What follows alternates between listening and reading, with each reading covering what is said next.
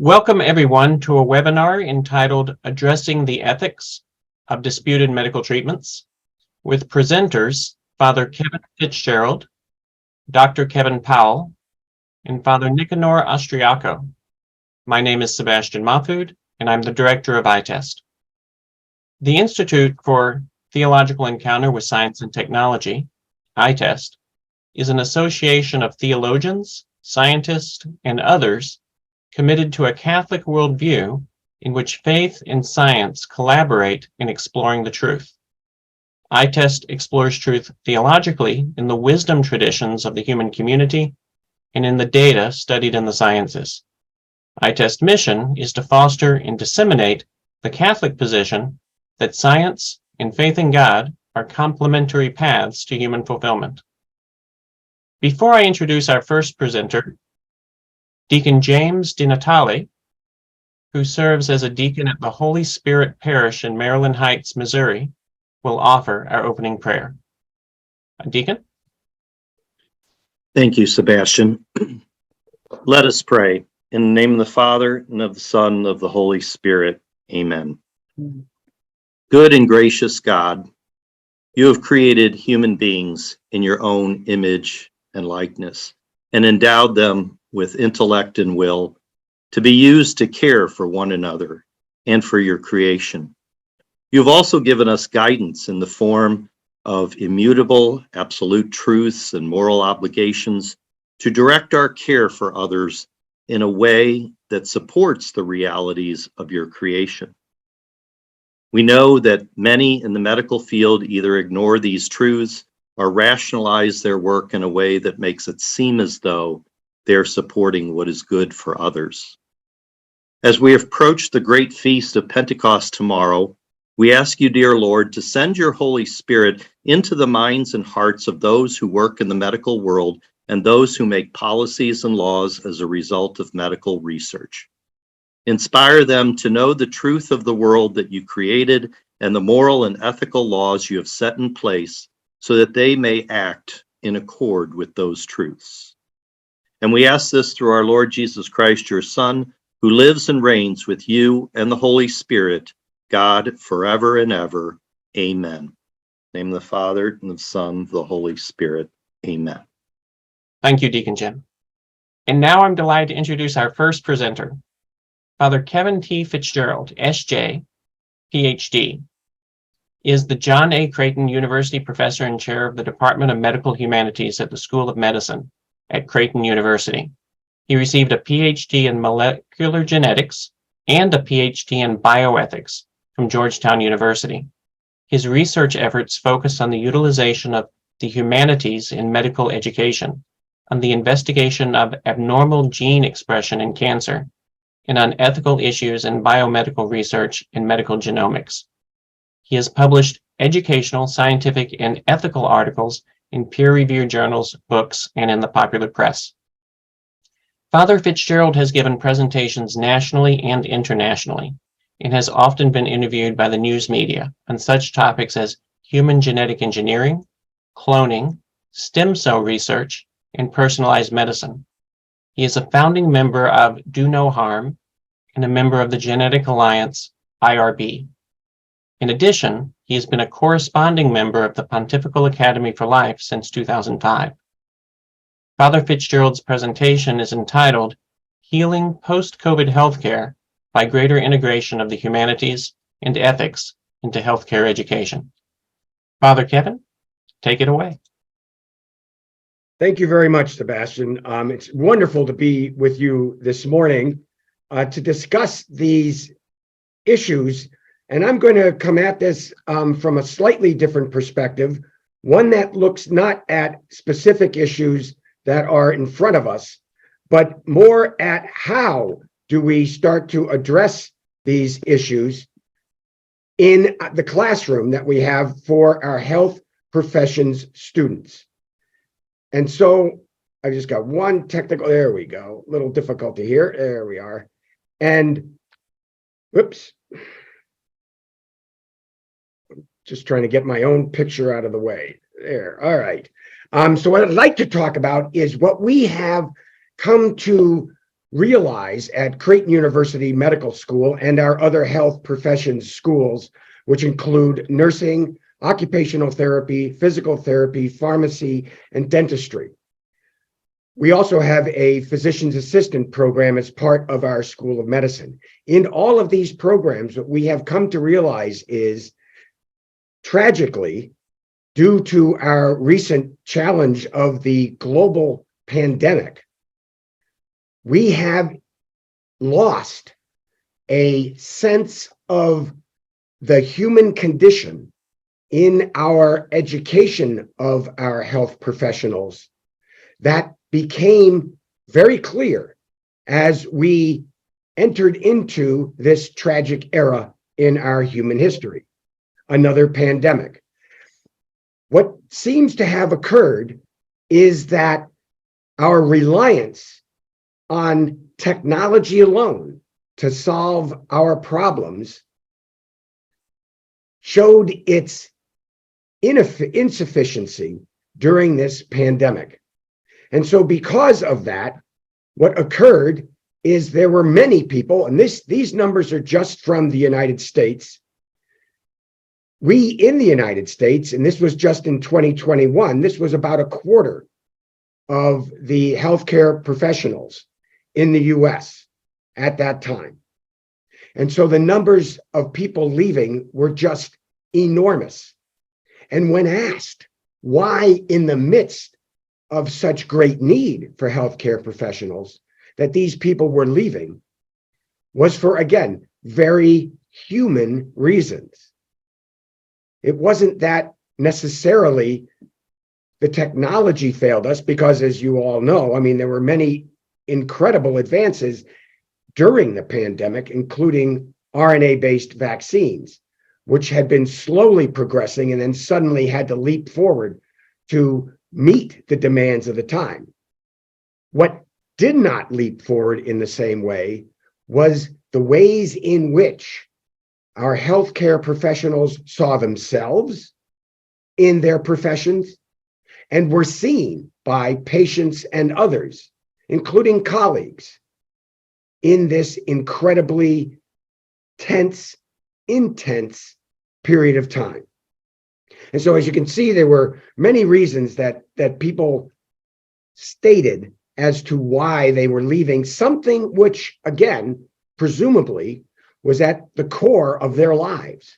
I mean, this was their profession. And so to have this happen was, again, an indication that we weren't paying enough attention to certain elements of healthcare that they've always been there, and they are seminal to any success in moving forward, but had become lesser in our emphasis during our educational programs. And so what we attempted to do was to go back and ask ourselves, what is it that we want from our healthcare professionals? What is it they commit themselves to? And what are the expectations and the obligations someone takes on when one becomes a healthcare professional? One of the things that I received a lot of emphasis on during my education, especially with one of my mentors, Dr. Edmund Pellegrino, was this emphasis on profession coming from the verb to profess. These are people who profess to give their lives to the service of others. And in the healthcare profession, the idea is people use their knowledge, their skills, and their abilities to care for others, even at risk to themselves. And so during the AIDS epidemic, there were many arguments as to exactly how much risk should a healthcare professional have to engage in order to care well for patients. And Dr. Pellegrino was one of those who argued very vociferously that if you are in the profession, you cannot say, I will not deal with this patient because this is too much risk to me. So the risk of a pandemic and the risk of what was going on in the patient-physician relationships and the other healthcare professional relationships with patients, yes, was risky, but still was something that we thought it should be part of what a healthcare professional has obliged themselves to do, in part because becoming a healthcare professional grants someone certain societal permissions that no one else is given to physically be able to interact intimately with other human beings who are in vulnerable situations, who are in situations that they would prefer not to be. And so with that societal support and permission, there's an obligation to care for any who come to you. And this is particularly relevant within a Christian Catholic perspective, as we will see in the next few slides. So when one takes on that obligation, one also takes on the obligation to continue to develop one's knowledge, skills, and abilities so that one can directly address whatever challenges come along in one's professional career, even those unanticipated ones like a pandemic. So looking at all that, the challenge to us as healthcare educators was, how do we do that? How do we educate our healthcare professionals to achieve those goals and to give them that understanding what it means to be in this profession? What are both the incredible gifts and graces of the profession, but also the challenges and the obligations? One of the things we try to tell all of our students is that, yes, you're at a Catholic Jesuit university getting your education here, and we partner with a Catholic healthcare system. And when people say, well, but you're bringing your own religious tradition to this, and you shouldn't, we say everybody brings a tradition. Everyone has a worldview. So you cannot not bring your worldview to your profession.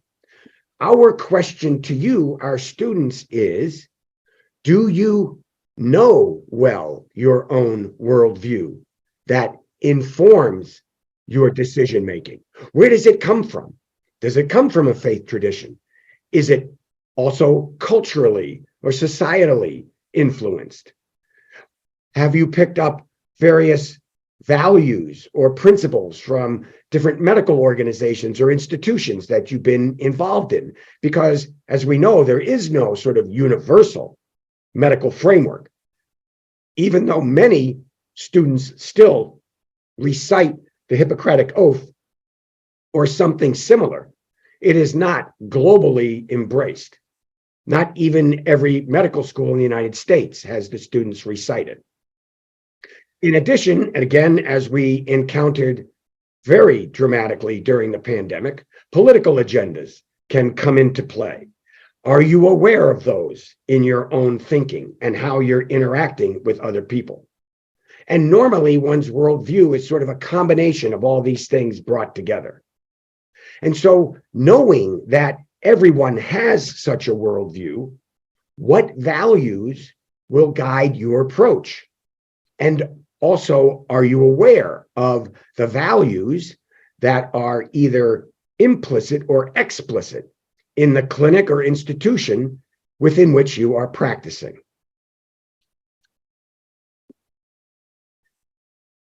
So from the Christian perspective, which again, Creighton and our healthcare partner, Common Spirit, embrace, we acknowledge that part of our reason for being in healthcare is that we are called to follow the example of Jesus, who showed us clearly that there is the call to care for everyone, no matter who they are, no matter even if they disagree vehemently with us, to try to share with others what we have received in that call to love God and love all others.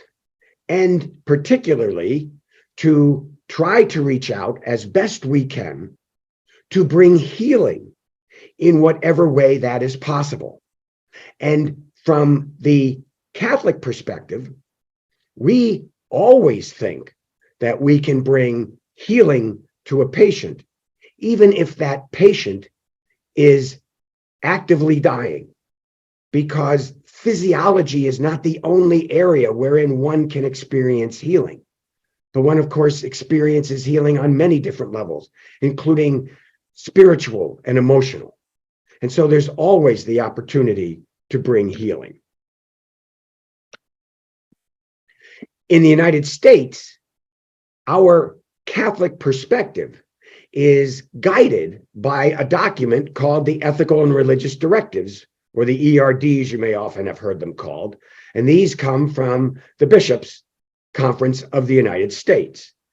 And this document was put together so that people would be able to see explicitly what it is that motivates us, that guides us, that calls us as Catholics in higher ed, in healthcare, to bring healing to people, the best healing that is possible. And that flows from our own understanding of the dignity of each and every human person. The document also then provides guidance on specific issues that might arise during the challenging times that we face when trying to deliver healthcare. And it also helps the patients understand the commitment we make to each and every patient for the level of care that they will receive in our institutions. This is just a quick guide if you are not familiar with the document, just to give you a sense of how it is framed, because people at times will cite specific guidelines, but those guidelines have to be understood within a greater context. And that greater context can be seen from this table of contents. So there is sort of a general introduction that is given, which again, gives our worldview about why healthcare is so important to us and how that flows, not just from a physiological focus on fixing the body of the person, but also on social responsibility and interaction and pastoral and spirituality responsibilities. So we don't just look to fix the physiology, we look to heal as best we can the entire human being. So from, again, our Catholic perspective specifically, this care for all also has in it a priority to care for those most who are most in need, in particularly a preferential option for the poor. This is extremely important, again, in terms of times of great challenge like the pandemic, where decisions had to be made in terms of resources available and the greater need of the numbers of people that were coming to healthcare institutions. How does one prioritize who gets what care when? And so one always looks to say, where is the person in greatest need? And similar to values of triage that are used in the military under extreme circumstances, we too can have values that inform how we reach out to all the patients who come to us. And when we say all the patients, for us from a Catholic perspective, we are as inclusive as we can be. That's everyone, from the very beginning of their human existence to the natural end of it on this earth. And that includes all human beings, even those who may want to end the participation of Catholics in higher education and healthcare. We too embrace them when they come to us in their need.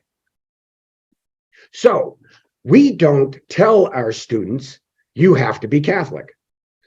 But what we do say is, whatever informs your decision-making in your healthcare profession, it will need to be as robust and rigorous as the system we embrace and we are sharing with you.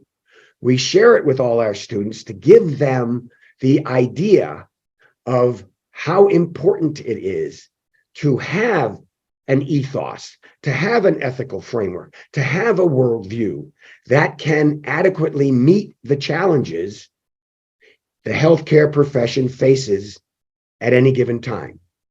And as we saw at the beginning of this talk, that has not been the case during the pandemic, as many felt that they could not continue on. And so quickly and specifically, how do we do that? First of all, we tell them it's not just important to have an ethical framework, you have to have a methodology for working through very difficult, challenging decisions. And so this is a methodology. It's very similar to what's used in most healthcare institutions around the United States. Again, it was one that Dr. Pellegrino was very much involved in formulating from the 1960s on. And again, it's just a series of steps, and these can be rearranged and tweaked. But the whole idea is you look at the issue that you're facing, you pull together the relevant facts, you pick from the options that are available to you to try to give the best care for the patient at this time. We also then tell the students, unlike the ways in which these students have been vetted to get into our health professions programs in terms of their biochemical knowledge, their knowledge of physiology and anatomy and all those different things, we recognize the fact that they can come in with very, very different experiences of ethical reasoning, of philosophical or religious background, and even of an understanding of how one engages difficult conversations in the world.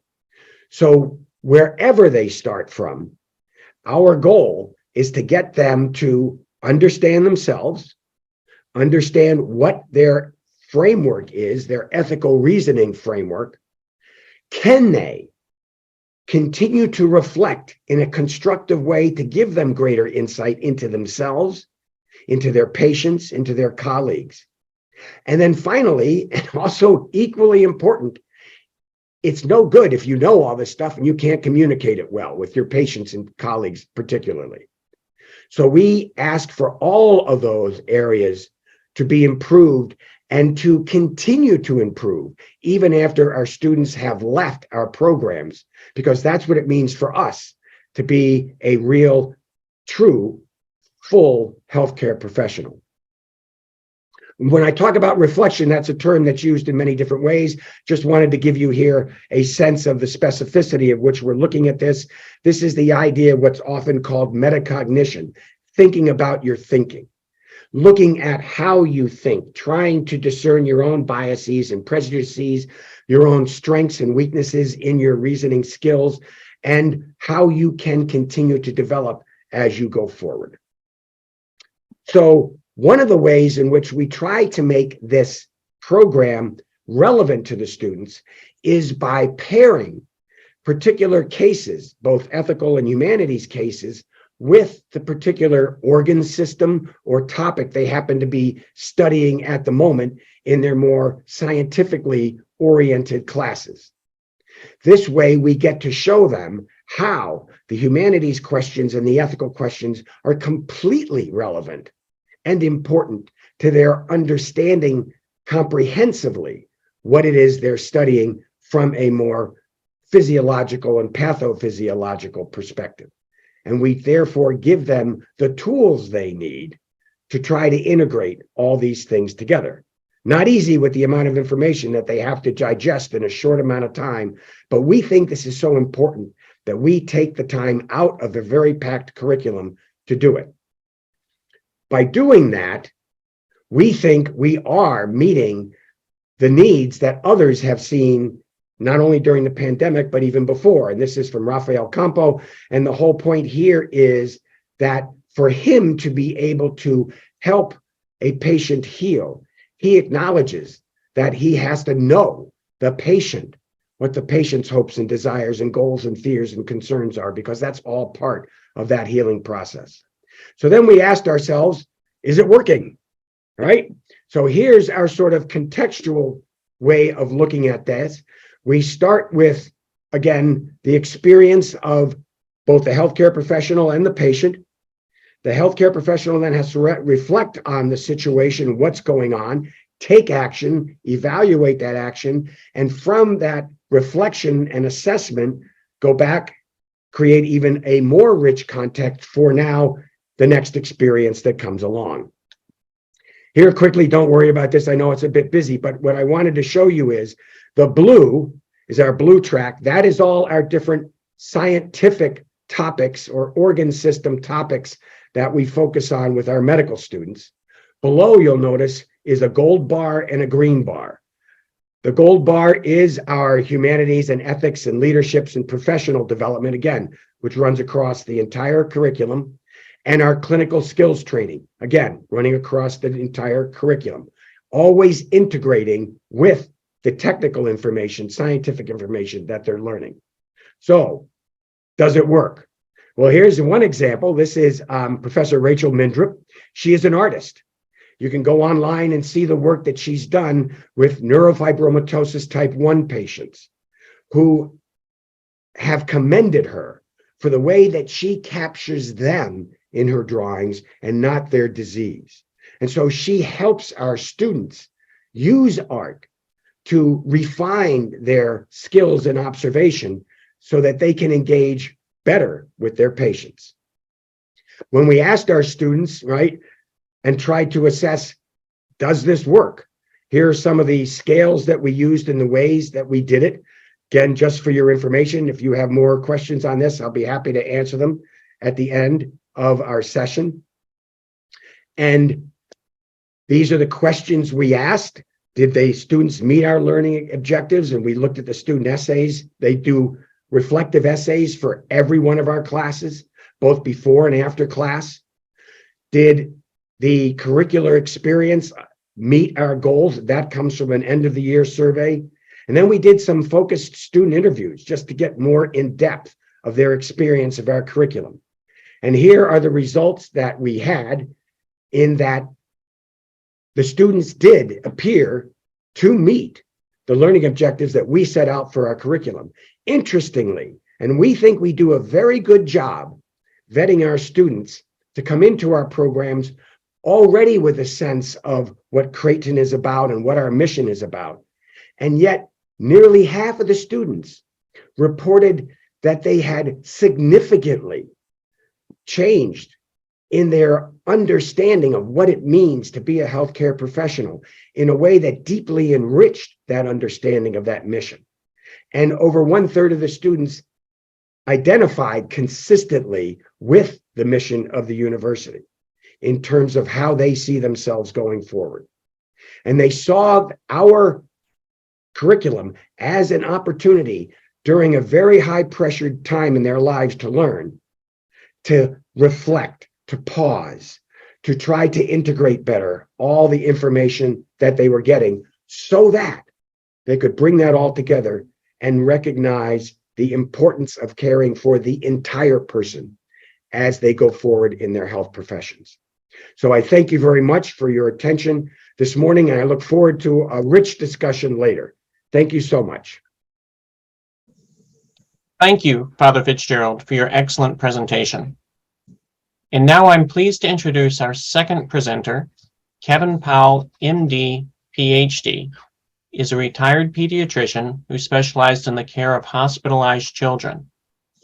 Prior to medical school, he worked as a chemical engineer in industry and academia, earning a Ph.D. in medical engineering from a joint program of Harvard Medical School and the Massachusetts Institute of Technology.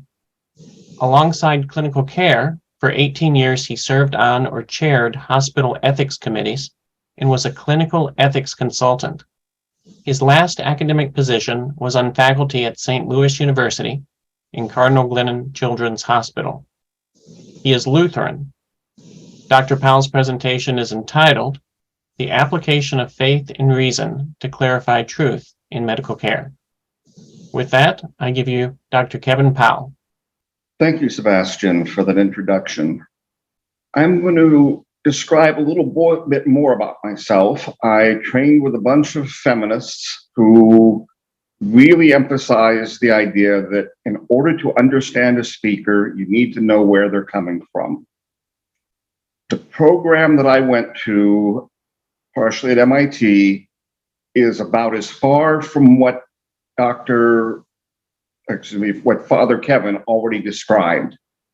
It was designed to take a bunch of engineers and while they got their Ph.D., have them learn about 2 years worth of medical school so that they would understand how medicine worked as a culture and would be better able to do research in medicine, in clinical medicine. This seemed to be a much easier idea than trying to take medical students and teach them enough engineering to do cutting edge research. So I'm at the very far extreme from that training, an emphasis on science and not so much on the humanities.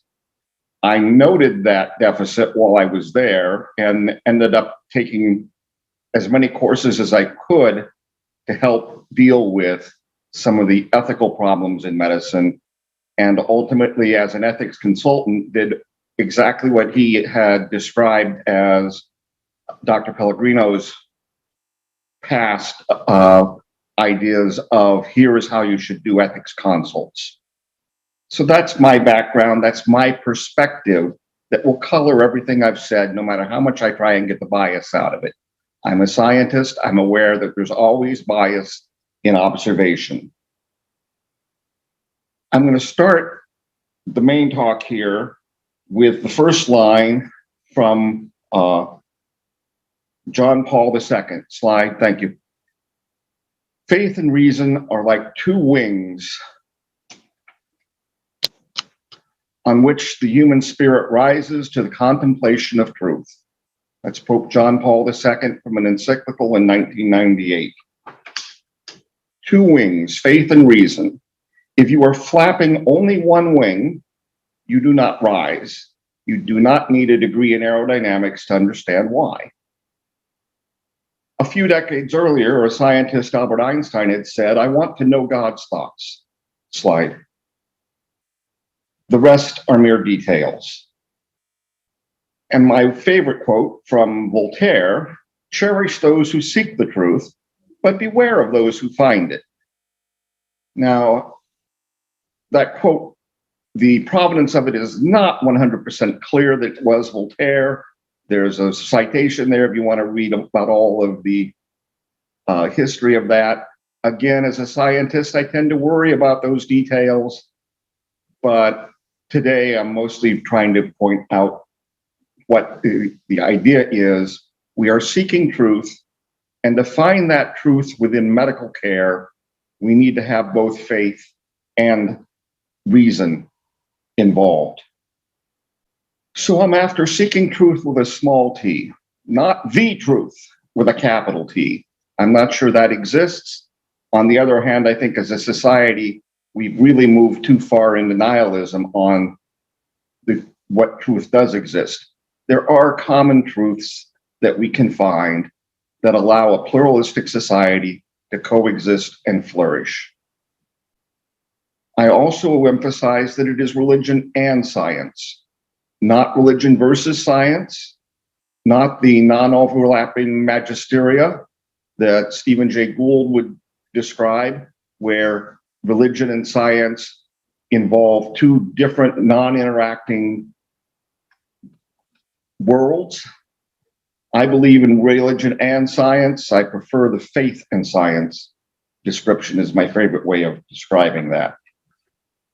When providing medical care, it's necessary to go beyond pathophysiology and consider patient values and social determinants of health. Father Kevin has already covered that very nicely, so I'm not going to repeat it here. My focus is on making sure that we're using both wings, faith and science, flapping in harmony and with balance.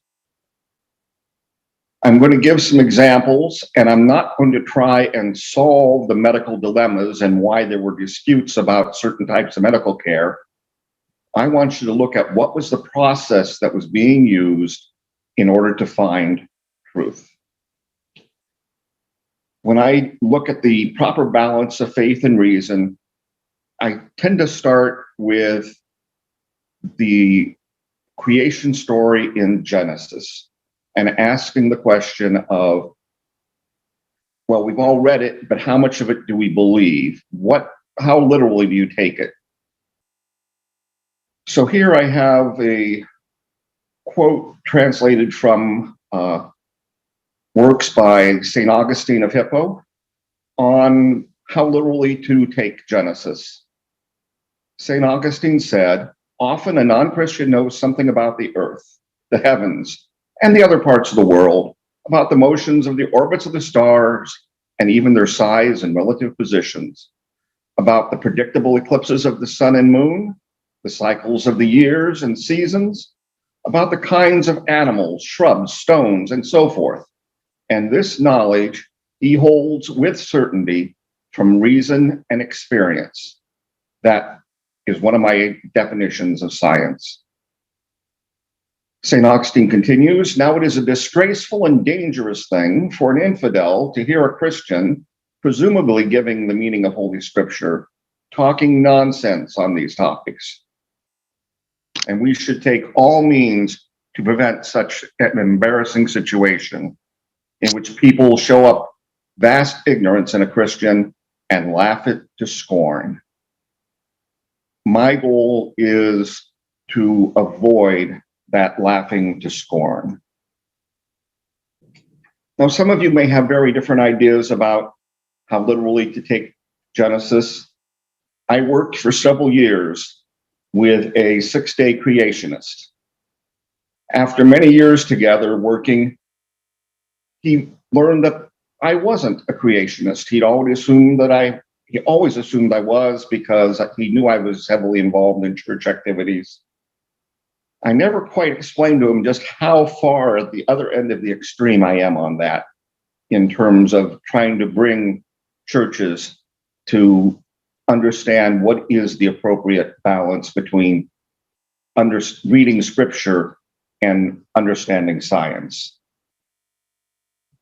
But I do not believe in cancel culture. The creationist and I worked together and provided health care to many people with good results. We even worked together on the ethics committee and dealt with the various value systems that are involved in doing that.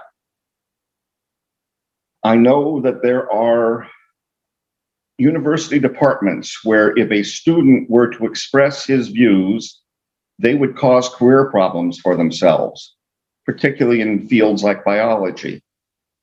I'm also aware there are university campuses where if I went there and expressed my viewpoints, I would be causing trouble for people. But by working together without worrying about what our differences are and concentrating more on what we have in common, both faith and reason flapping in balanced harmony, we were able to be productive.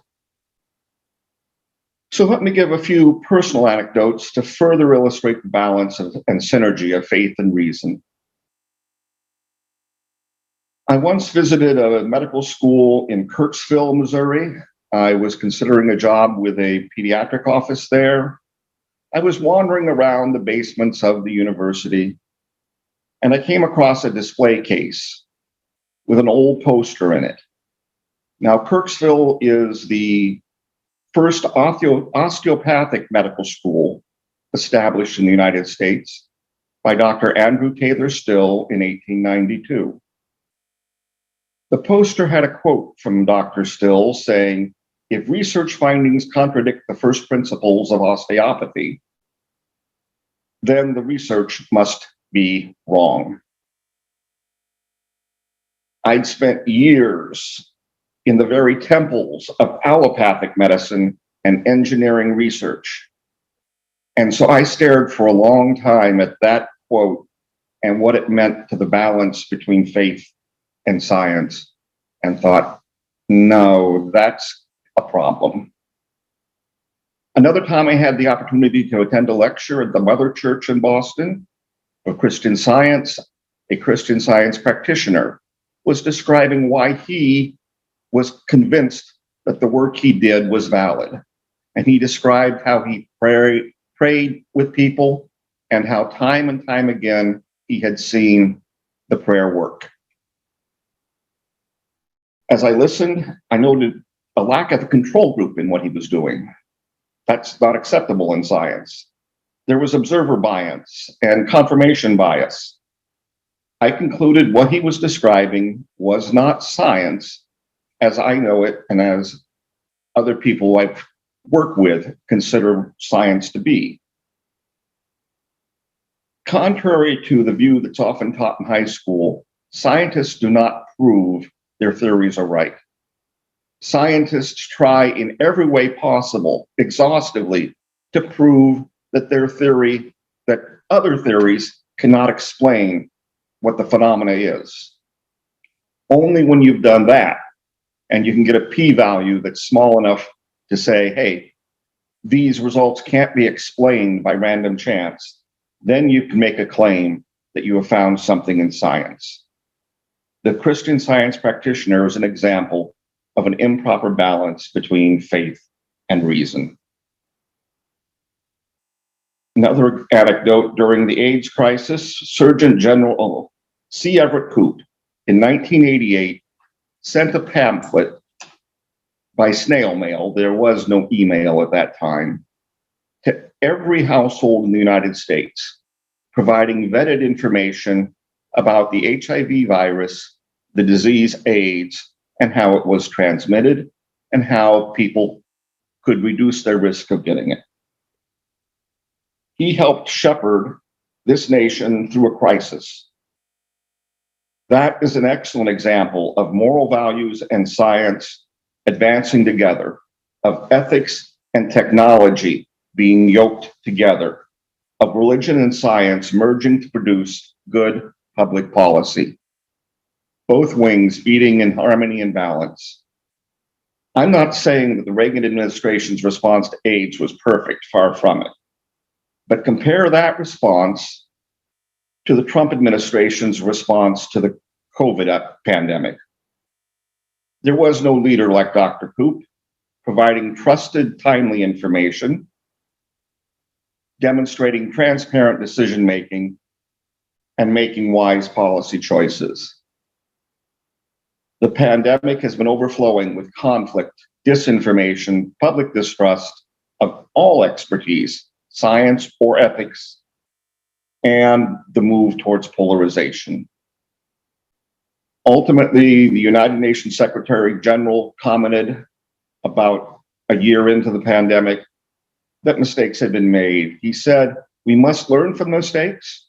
Responsible leadership matters, science matters, cooperation matters, and misinformation kills.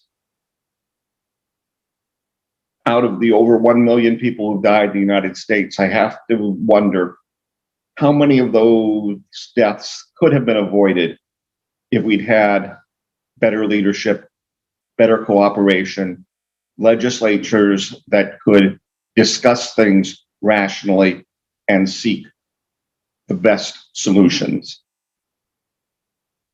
As I've worked with these issues for the past couple years, I've come across a definition of being woke that I think accurately describes what we have deteriorated to. Woke is highlighting a social injustice at the expense of facts and reason. Being woke is having a compassion to reach out and try and deal with social injustice. But in doing so, that passion for solving the injustice distorts one's ability to see facts and to reason. The result is we have very poor policies. There are other ways of finding truth. The literature and the art can help in the search for truth, but the two most powerful wings are faith and reason. Institutions matter. We put expertise into institutions, hoping that a community of people can produce a better idea than an individual. Mistakes were made by these institutions. The Centers for Disease Control has admitted that. But I think science overall during the pandemic did better than the institutions that guide us in policy and moral and ethics. The gravitas of scientists today is nowhere near what it was in 1969 when man walked on the moon. The public's trust in any form of expertise is markedly down, and that's especially true in science. But I think that our moral institutions and our political institutions have been a bigger source of trouble. Let me give a couple examples to help show how compassion has impeded reaching an honest, informed policy on medical care. What I'm trying to do now is take all of these theoretical concepts I've discussed on faith and reason and apply them to a concrete situation.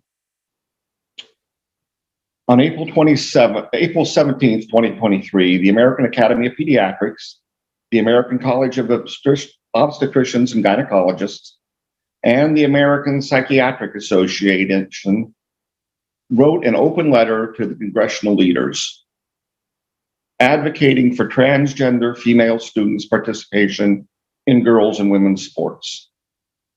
The letter was written on behalf of more than 165,000 members of those organizations, even though public opinion polls would suggest that the majority of those members do not agree with what is in the letter. The letter goes on to extol the benefits that sports might bring to transgender students, but it contains not one word acknowledging the negative impact that participation has had on others.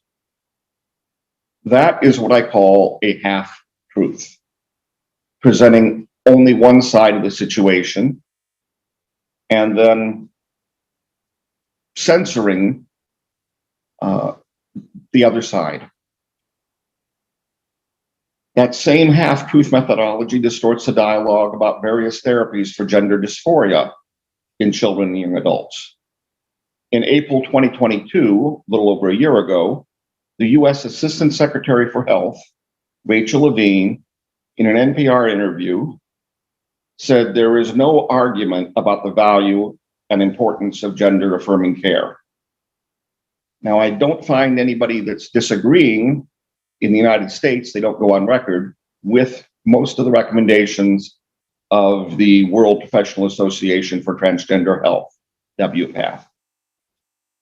What she's saying may be true in terms of US medical literature, partly because it's hard to get disagreements published. But what I find troublesome about this is that in the 2 years prior to her saying this, multiple countries, including Australia, New Zealand, Sweden, Finland, and the United Kingdom, have all issued reports questioning and even rescinding some of the practices that had evolved since the 2012 WPATH guidance.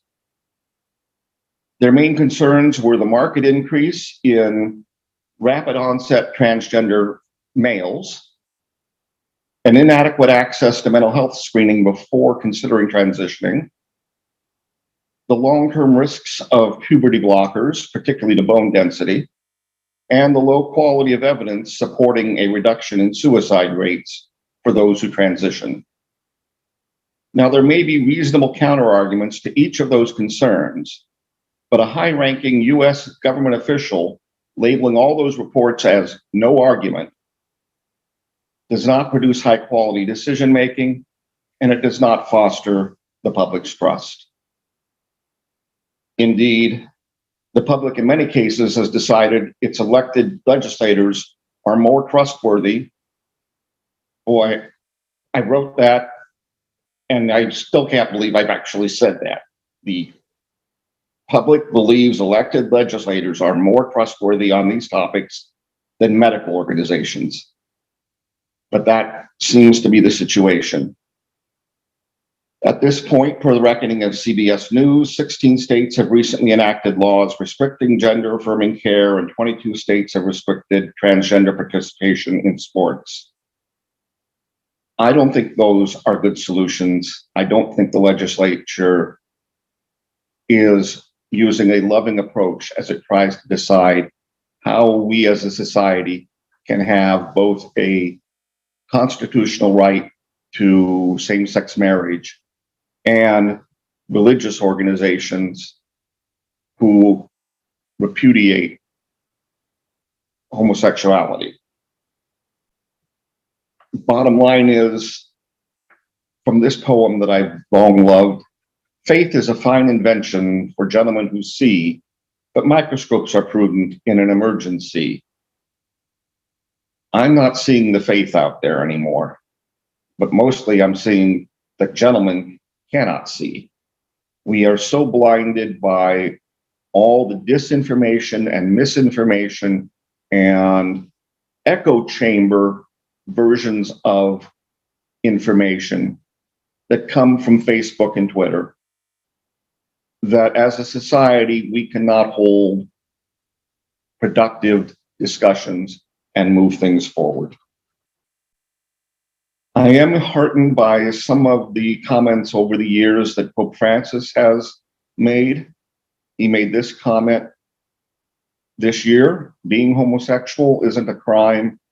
He has condemned many of these laws that have been really aimed at disempowering those who have a different gender identity than the normal. I do not have the theologic knowledge to try and figure out where Pope Francis may take this over the next few years, but I think it is a better approach than some of what I'm seeing in the legislatures. My prescription for trying to solve this problem is that you've got to employ both wings, faith and science. You need to empower voices. You need to seek diverse voices, not echo chambers where everybody hears more of what they already think, because Google returns results from searches that are already tainted by what Google already knows about you. I would urge people to reject those whose purpose is to sow doubt, the mercenary scientists who try and can't prove that cigarettes do not cause smoking, but try and produce studies to at least question that. Reject those who deceive with disinformation or with the one-sided half-truths, as in the AAP's letter to the congressional leaders I read earlier. What I want to say there is that these half-truths, where you only present one side, and particularly if you then censor the other side, if at the 2021 National Conference of the American Academy of Pediatrics, any paper that had questioned transgender care had been censored and removed. When you have that one-sided approach going on, it causes problems. Now, I'm not an expert in doing advocacy, and it may be that politics needs to do things that way, but I want to be part of a profession, as doctors have tried to say that, hey, we are professionals. We want to be known for our honesty. We want to be trusted. We want to present both sides. Finally, I would suggest avoiding the problem of being woke in the derogatory sense. You need to get the science right. You need to get the facts right. I'll close with this from Augustine, and a little later in that writing that I cited earlier. He's actually referring to 1 Timothy 1, chapter 1, verse 7. For them to defend their utterly foolish and obviously untrue statements, they will try to call upon Holy Scripture for proof and even recite from memory many passages which they think support their position, although, quote, they understand neither what they say nor the things about which they make assertion. Too much of that is going on in medical care, and it is interfering with policy making, and that is harming our patients. We can do better. Part of that will be doing, as Father Kevin has already described, we need to train our medical students to do histories and physicals that help them understand what the values of their patients are. And I will emphasize that they need to be better at determining what truth is. Thank you. Thank you, Dr. Powell, for your excellent presentation. And now I'm pleased to introduce our third presenter. Father Nicanor Austriaco, OP, is a professor of biological sciences and a professor of sacred theology at the University of Santo Tomas in the Philippines. He completed his Bachelor of Science in Bioengineering at the University of Pennsylvania, summa cum laude, and then earned his Ph.D. in biology from MIT, where he was a fellow of the Howard Hughes Medical Institute. He earned a doctorate in sacred theology at the University of Freiburg in Switzerland in 2015. His first book, Biomedicine and Beatitude, an Introduction to Catholic Bioethics, was published by the Catholic University of America Press in 2011. It was recognized as a 2012 Choice Outstanding Academic Title by the Association of College and Research Libraries. Father Austriaco's presentation is entitled An Ethical Assessment of Puberty-Blocking Hormonal Treatments for Gender Dysphoria in Children. And with that, Father, take it away. Thank you very much, and good evening, good morning from the Philippines. So what I would like to do this morning in the next 30 minutes or so is really to build on what Dr. Powell mentioned earlier in his brief comments on gender dysphoria. What I would like to do is to present the ethical case, an ethical assessment of the use of puberty blockers for the care of young children who are undergoing gender dysphoria. And so I thank ITEST for this opportunity to present on this for the first time. I began reading about this and thinking about this in response to questions I received here in the Philippines. I teach medical ethics at the Faculty of Science of Medicine and Surgery at the University of Santo Tomas. And so these questions came up last semester, and this is an opportunity for me to kind of just reflect further on some of the data that is surrounding this incredibly controversial topic today. So outline on my lecture this morning, first I'm going to begin with a brief description of gender. One of the challenges of speaking about gender is that the terms actually are so fluid today that they're changing pretty much moment by moment. So I'm going to try to give you a snapshot in time of how most people today understand gender. We'll talk about gender dysphoria, puberty blockers in the use of pediatric gender dysphoria, and then end with a brief ethical assessment of what's going on. So in terms of gender, I think this is the easiest way to summarize it. Gender is an identity. It's an answer to a question, who are you? So this is from an incredibly good book written by an evangelical, and I recommend it for those of you who may want to get to find more information on gender dysphoria from a Christian perspective.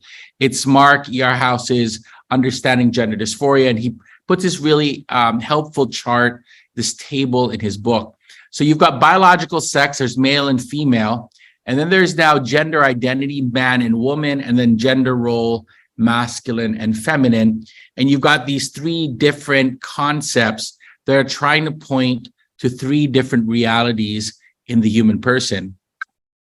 Now, it is a person's self-identification as a man, a woman, or today, for many people who would challenge the gender binary, another. And it's often tied to social roles and expectations. And just to give you a historical background, it was distinguished for the first time in 1955 by Dr. John Money.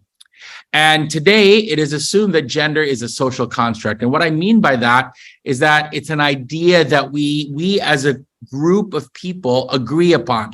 So if I ask you how you distinguish a lake from a pond, that's clearly a social construct, because we really don't have very set criteria for what constitutes a pond and what constitutes a lake. And so we agree, this is a pond, that's a lake. And so a lot of people today would like to suggest that gender is a social construct, that I identifying myself as a man, or one of my Dominican sisters identifying herself as a sister, as a woman, is something that is shaped totally by society and has nothing to do with biology whatsoever.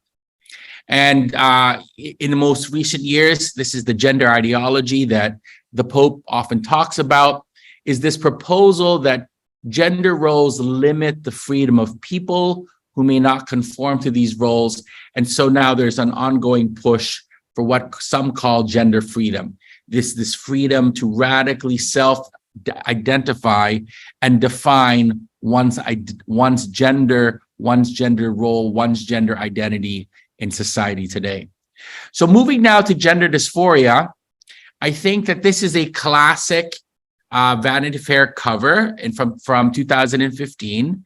This is Bruce Jenner / Caitlyn Jenner when she first revealed her feminine side, her new gender, which she wished to be called Caitlyn, on the cover of Vanity Fair.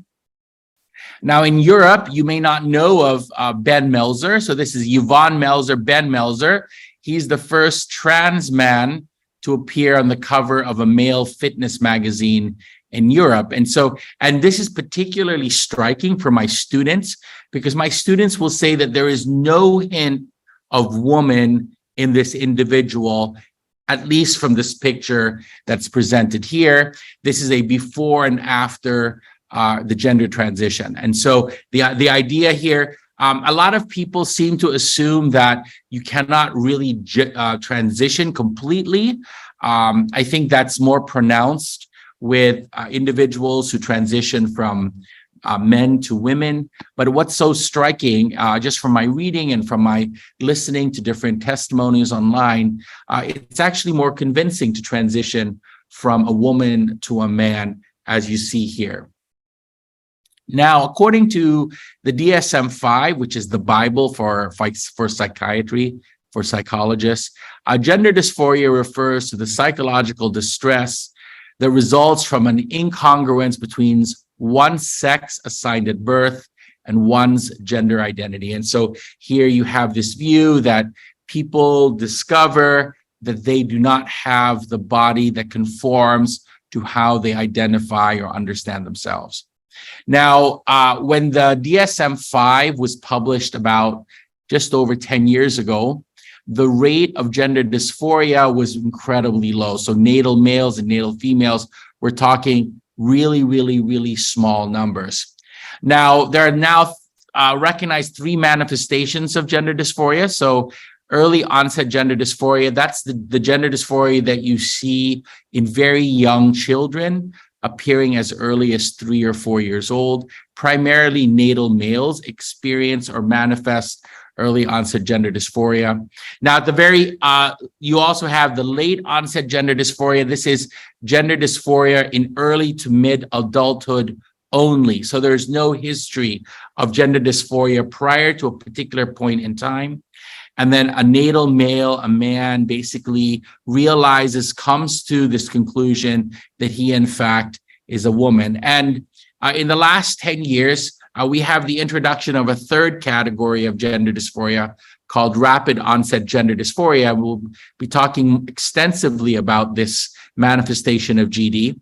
This is gender dysphoria in adolescence only. It first appears in adolescence, and it's primarily natal female. So these are individuals who are born female, who then identify as a trans man, a trans boy, sometime during adolescence. And I'm not going to jump into the complications here. The causes of gender dysphoria remain unclear. We simply don't know. But I think it's really important to distinguish early onset versus rapid onset. So early onset, recall, is when you have a little kid, 3 to 5 years old, who self-identifies as a boy self-identifying a girl, versus the rapid onset gender dysphoria, which is the gender dysphoria that you see in adolescents, young teenagers basically it's teenagers across the board. And both biological and psychological explanations have been proposed. So I'm going to talk about the pediatric gender dysphoria because that's what I would like to focus in on this morning. What's really striking is that we've had an explosion of pediatric referrals. So this is just the data from the Tavistock Center, the only gender clinic in the United Kingdom in London. And what you can see is this explosive, nearly exponential increase in referrals, primarily of girls who now self-identify as boys over the last 10, 15 years or so. And if you look at this is just the year 2016 to 2017, if you look at the age distribution of gender dysphoric referrals at this Tavistock, again, you see this very high peak between 12 and 16. So you've got teenagers basically self-identifying primarily as trans boys. So how do we explain the explosive increase in gender dysphoria among adolescents that I showed you in the graph over the last 15 years or so? So there are two hypotheses. One is called better detection. The other one is called social contagion. It's just simple ways of describing it. So better detection basically says we understand gender dysphoria better now, and that's why we see it. And autism is usually the analog that is presented here because the rate of increase, it's clearly the diagnosis of autism has increased over the last several decades. And there is an emerging consensus that this is because we understand autism more, we have better diagnostic tests for autism. Now, those who have challenged this account pose two questions. The first, they say, if we have better diagnosis and documentation of previously misunderstood cases, then we should expect that all types of gender dysphoria should increase early and late onset, but that's not the case. It's only rapid onset gender dysphoria that has increased over the last 15 years. And similarly, the question is then raised, why were we good at diagnosing and documenting cases of gender dysphoria in little kids and adults, but not in adolescents for the last 50 years? Again, these are questions that are being raised to challenge the account that the increase in numbers is simply about we can see it better today. Now, the rival theory, the rival hypothesis is called the social contagion hypothesis. And this is often linked to anorexia at the end of the last century, where it appears, and again, I've not really read up on this, I'm not a psychologist, but it appears that for a period of time in American society, a lot of girls were self-reporting anorexia because it was something they picked up in their friend groups. So what you see here in terms of rapid onset gender dysphoria, it often occurs in adolescents growing up in well-educated, reasonably affluent families with fairly liberal social values. And this is important because a lot of people have attributed transphobia to rapid onset gender dysphoria. And the data suggests that actually what you're seeing here is that rapid onset gender dysphoria appears in often liberal families.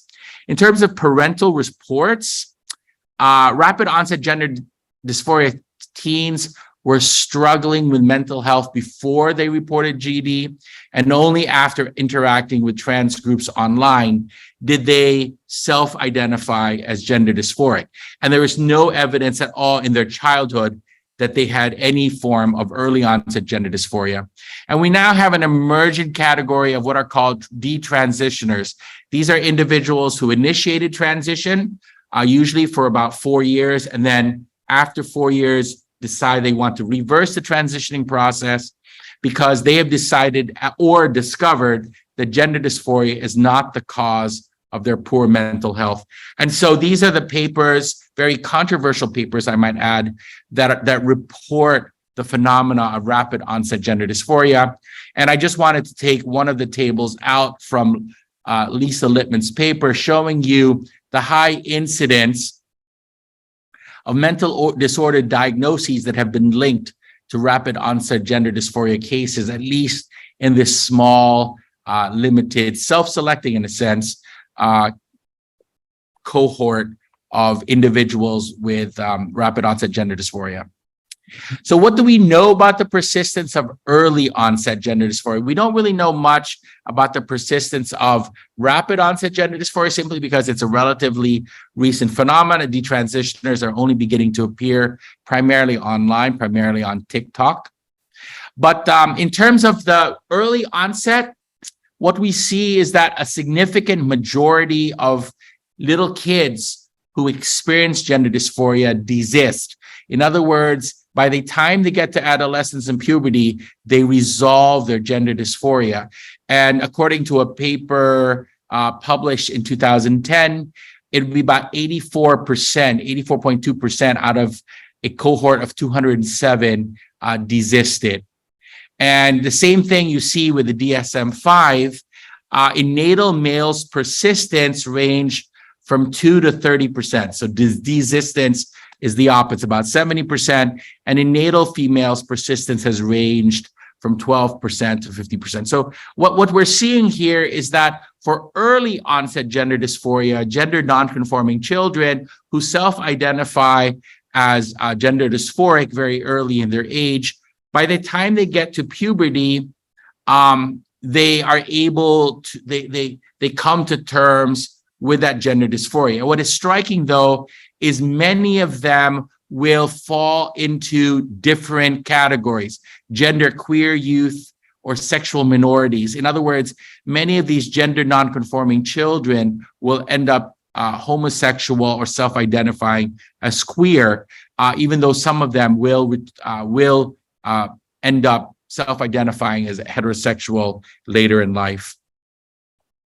So now, what is puberty blocking hormonal treatment? Well, what are we talking about here? So we're dealing here with the Dutch protocol. So the Dutch protocol was first established at the end of the 20th century. It was a protocol to use drugs to prevent puberty from happening in kids who were self-reporting, who were basically experiencing gender dysphoria. And so the Dutch protocol was the following: 12 years old, puberty blockers. And this is Tanner 2. So we'll talk a little bit about Tanner 2. Tanner 2 is one of the earliest stages in puberty. It's prepubescent pretty much. You have puberty blockers in Tanner 2. 16-year-olds would undergo cross-sex hormones. So now they have the hormones of the opposite sex. And then 18 years old, the sex reassignment surgery. So this is the Dutch protocol. What's important for me to highlight at this time is that there were very strict eligibility criteria that were set up in the Netherlands. So you had to have gender dysphoria from childhood. So this was only for early onset gender dysphoria. The gender dysphoria had to worsen at puberty. So this was basically removing those who were desisting, those who were resolving their gender dysphoria. And there had to be an absence of other mental health issues. And I think this is really, really striking when I discovered this, that the original protocol was limited to those who were psychologically stable. And yet today, as I showed you with rapid onset gender dysphoria, significant numbers of individuals, primarily girls, self-identifying as boys, were struggling with other causes, other signs of mental distress. So this is the basic idea, is that you inject the individual with gonadotropin-releasing hormone agonist. In the USA, it's leuprorelin, branded Lupron, and in the United Kingdom and the Netherlands, it's triptorelin, branded gonadopeptyl. And just to give you a sense of what it is officially licensed for, it's licensed to treat precocious puberty in children, defined as puberty younger than 7 years in girls and younger than 9 years in boys. It's often used with women who are struggling with endometriosis and uterine fibroids, and to basically chemically castrate men who are struggling with prostate cancer. And finally, it's also indicated for severe sexual deviation men. This is sexual castration of criminals for the most part. And so it's really striking that we're using drugs that are used primarily to treat very extreme forms of sexual deviation to deal with our kids. Now, the rationale that was presented for the Dutch protocol is the following. It has two aims. They offer the adolescent time to smoothly explore his or her gender identity. And the second stated aim was to reduce the distress, the gender dysphoria associated that they've been suffering since the onset of puberty. And so this is an incredibly cool article that was just published this year by Michael Biggs, who's a professor at Oxford. He's looked at the Dutch protocol for juvenile transsexuals over the last many, many years. It's a 20-page article. And he wants to raise the following questions. Do puberty blockers mitigate the mental distress of gender dysphoria? What are the other effects of puberty blockers? And are the effects of puberty blockers reversible? And first of all, I just want to point out the available evidence suggests that puberty blockers do not mitigate the mental distress of gender dysphoria. And this is a report that was published by the Tavistock Center in London, where puberty blockers brought no measurable benefit nor harm. So it's neither, it does nothing. It does not affect the psychological function of these trans kids. We also know very little of the side effects of puberty blockers on the long-term health and well-being of children. Dr. Powell pointed out that it is now known that puberty blockers lower bone mineral density in girls. Now, there is some data that suggests that cross-hormonal treatment later may reverse some of this loss of density. So as you go back and put hormones back in, you may be able to reverse some of this, but it's clear that it's not a total reversal. And one of the things that I tell my students, which shocks them tremendously, is that there is evidence now that puberty blockers administered early, as in before Tanner stage 2, can prevent adult orgasms. And basically, the sexual reproductive organs have to mature, and they mature during puberty, and orgasms is a byproduct of the developmental maturation. And so this is the testimony of Marcy Bowers, who's a surgeon who has performed over 2,000 vaginoplasties. And she said that every single child who was truly blocked at Tanner stage 2 has never experienced an orgasm. And this is actually incredibly shocking to my students, especially since many students today put orgasm, sexual pleasure on a pedestal.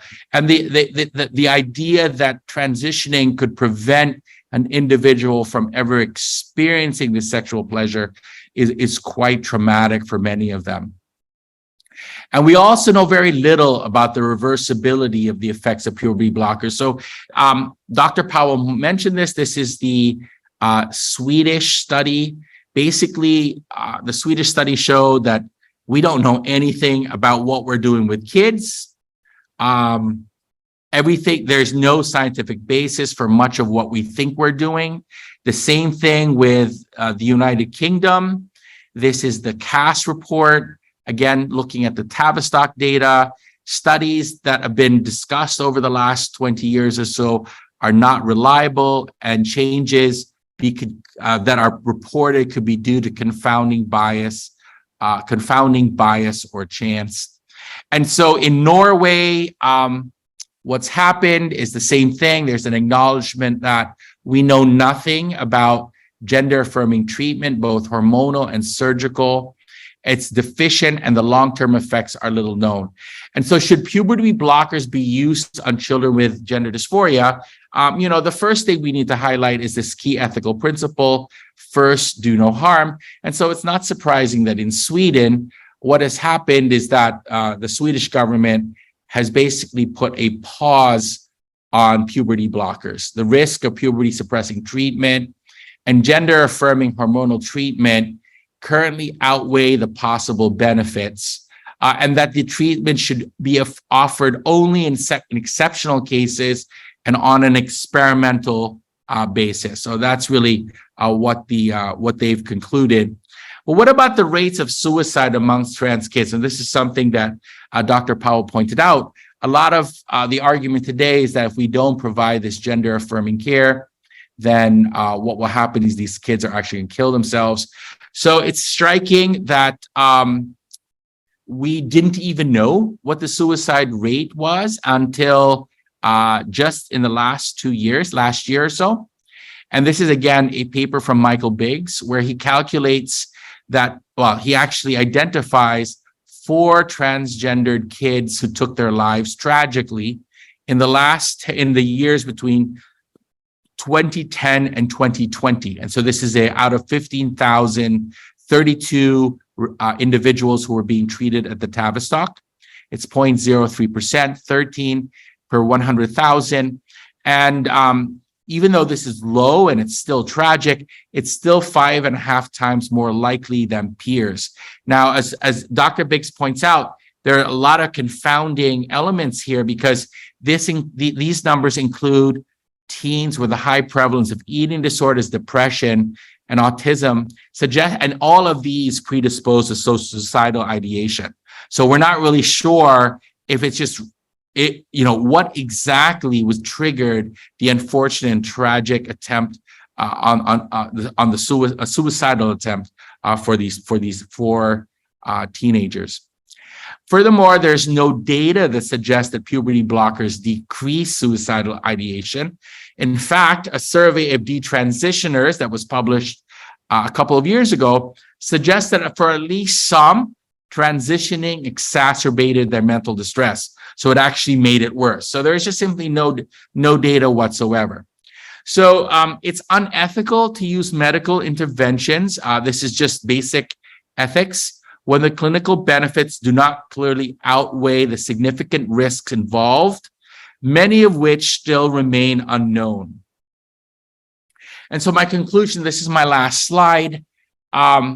It's not surprising, therefore, that many countries in the West, not the United States, but Norway, Sweden, Finland, England, they're growing numbers, where public health officials have warned teens that puberty blocking drugs may do more harm than good. And I'm going to end with, my personal experience as a Catholic priest. So over the last 10 years, before I moved to the Philippines last year, I had the privilege of accompanying several individuals who were struggling with gender dysphoria. And I learned so much from them. These were adult men who self-identified as women. I realized that there is a range of gender dysphoria. So this individual who stopped me in the parking lot of a Walgreens some years ago, he introduced me to friends, and I didn't realize that gender dysphoria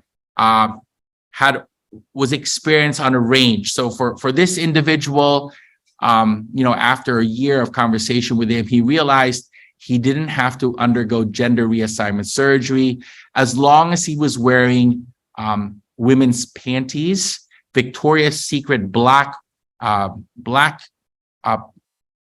panties under his men's clothes. That made him feel a woman enough that it would resolve some of his gender dysphoria, and most of it.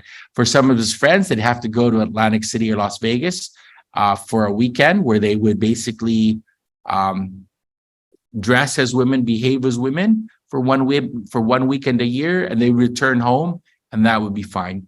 And of course, you would have the stories of individuals who would go ahead and continue the transitioning process to surgical reassignment.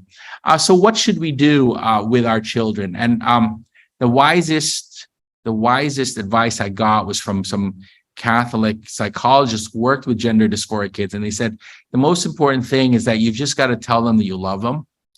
You've got to put boundaries on the gender dysphoria. You have to say, look, you can wear the tutu in your room, but not outside. And what you do is you hope and you pray that this person, your child, will actually, in a sense, desist, will become comfortable in his or her skin. And that's how I'm going to end. I'm going to end in a note of grace, a note of prayer and hope. 80% is a high number. What's striking though is that once you get them going on the pathway to transitioning, it turns out that 100% will eventually move all the way through to the end. And tragically, some are going to regret that and choose to detransition. Thank you very much for your time. God bless you. Thank you, Father Austriaco, for your excellent presentation. And now we'll entertain questions for our three presenters, Father Kevin FitzGerald, Dr. Kevin Powell, and Father Nicanor Austriaco. Our Q&A moderator, Dr. Cynthia Toolin-Wilson, is a lifelong New Englander. Born and bred in Rhode Island, she frequently returns to Bristol to enjoy fried seafood and Dell's frozen lemonade near the bay. She now works for Pontifical University and teaches online at Holy Apostles College and Seminary and the Avila Institute. She lives in Vermont. Cynthia earned an MFA in writing, creative nonfiction memoir, from Albertus Magnus College in 2015. Her more than 60 nonfiction journal publications and conference presentations include several memoir pieces. Her book, The Story of Holy Apostles College and Seminary, co-authored with Professor Robert Hubbard of Albertus Magnus College, was published in 2019. Her personal story as the subject of an attempted abortion, Survivor, A Memoir of Forgiveness, was published in 2021. Dr. Toolin-Wilson, take it away. Okay, thank you very much. I have to say how much I've learned during this webinar. I knew that this was an issue, but I really knew almost nothing about it. So I really thank you for informing those of us who don't have much information on it. To Father Kevin FitzGerald, how is your approach at Creighton University to integrating humanities and ethics into your curriculum, different from other medical schools and healthcare professional programs, especially those at Catholic and Jesuit institutions?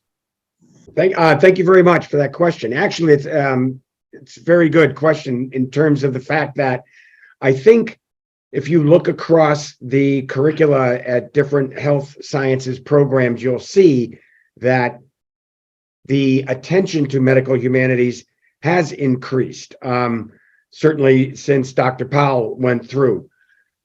The problem, though, that we encounter is that those courses are often what I call one-off. So you take a course one semester and learn about some of the issues and whatnot, and then you get a check in the box and you're ethical or you're an expert in medical humanities, and that's it, and off you go to the next thing. That obviously, I would argue, did not really achieve the purpose for which it was intended, if again one looks back at what occurred during the pandemic. And there are a variety of reasons, again, that people left healthcare. And some may have been, and I think I saw this in the chat also, some may have left in terms of a disagreement with how things were being handled in terms of vaccines and mandates and all that.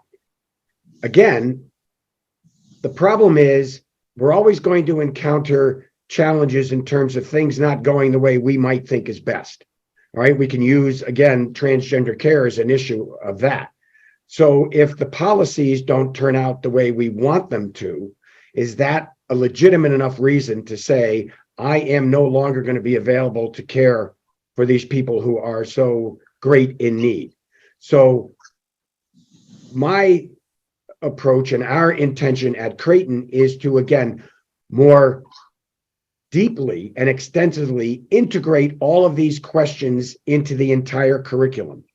The difference we think that makes is the students then come to understand exactly how relevant this is, not just to understanding the patients before them, but understanding themselves and the decision they have made to enter into this profession, which will never be ideal and will never move completely in concert with one's own values and one's own goals.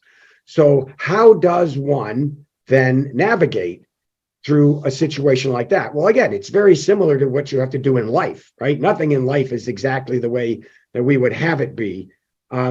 That's part of our journey on the way to the kingdom, where, of course, it will all be as God has it be. So here we have to continually engage with other human beings. And I think a lot of what both Dr. Powell and Father Nicanor were saying about these individuals who are struggling so mightily in a society they find that is not exactly the way they would like it to be towards them, right? We can all share that struggle. So that's what we're trying to give our students. It's not just a matter of resilience, which you hear a lot nowadays. It's more a matter of a deeper understanding and appreciation of the gift their profession is for them to have received, and yet how they're going to have to continually work at making that gift become as graced and fulfilled as it could be in a very imperfect world. So we think our approach is a bit more extensive. It's way more integrative, that's for sure. But it's also something that has a very explicit goal of giving our students the ability to truly appreciate more deeply the gift of their profession that they have been given, right? And it is, we do say to them, this is a gift. This is a God-given gift. And it is something to be cherished and not something to say, well, this is the work I do. If it's not turning out the way I want, then I'm out of here. Thank you. For Dr. Kevin Powell, when disagreements over truth persist, how can there be coexistence of a constitutional right to same-sex marriage and the right for religions, Catholic, Muslims, Methodists in Africa, to repudiate the activity? Thank you for the question.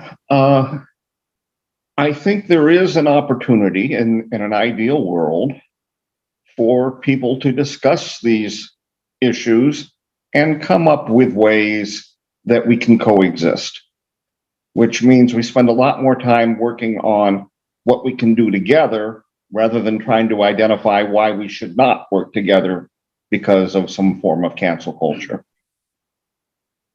I don't think that's what's actually going on in most of the legislatures in the United States right now. I fear that the motivations are far more political and are designed to stimulate whatever group that particular state wants as political voters to do things.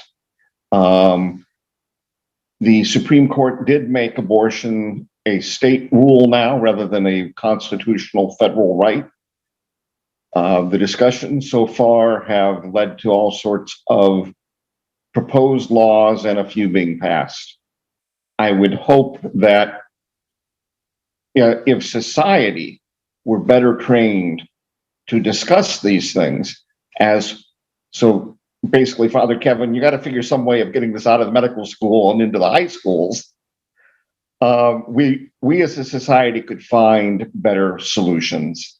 I really like the fact that Pope Francis is trying to address what's going on in a way that says we're not trying to condemn people as criminals. I also think that we have an opportunity here to look at the larger picture. Father Nick had mentioned that the suicide rate among transgender individuals in that study was 5 times higher than the basic population. total in the United States, that is on the order of 30 suicides a year, which are horrible things, which I would, as a pediatrician, want to deal with. But compared to 100,000 deaths due to drugs, and compared to the pandemic, and compared to other things going on, this is getting far too much publicity and taking up far too much time. Can I say something? Sure. I was in the States for 30 years. I'm now in the Philippines. I am not as hopeful that the United States will be able to come up with a common language. I think the experiment is failing. I think one of the things that I've discovered from the 8 months back here is that a people has to have a common vision, a common end to what we're all about. So, we're a poor country in the Philippines, and we were able to limit our deaths to 64,000 in a country of 100 million, where the number of vaccines, our vaccines came a year after the United States. So whenever I hear about a privilege, and the griping over privilege in the United States, I always tell my friends, being an American is the greatest privilege. It doesn't matter if you're white or black or brown. Being an American is a privilege in the world. But now so I think one of the things that is most striking to me is that in our country back home, we spent so much time looking at what makes us different, right? We forget what makes us, in a sense, similar enough. And that similar enough is wealth, incredible wealth, incredible privilege that comes with wealth. We do not have the bivalence here yet. We've been waiting for the bivalence for 8 months. And in the United States, there are bivalents in CVS and Walgreens that are pouring out for free and no one is using them. Send them to us. We're still waiting for them here. And I think one of the things we have to discover is what it means to be an American again. I am proud to be an American. I am proud of the country that America is. And yet what I have seen going home to the United States is there is so much disagreement about whether or not America is a country of principle. Many of my friends here, my family, they want to go to America. It's a land of opportunity. And yet what they see on TV, just shocking to them because there's so much divisiveness.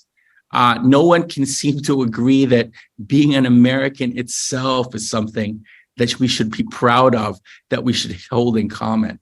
I'm not as hopeful, Dr. Powell, that we will come up with a in the public square, as the liberals would have it, a language of fairness that will allow us to come up with a common sense of justice and the common good that will sustain society. I just don't think anymore. We can't even agree what a boy or a girl is. And if we can't do that, how can we agree on what justice is?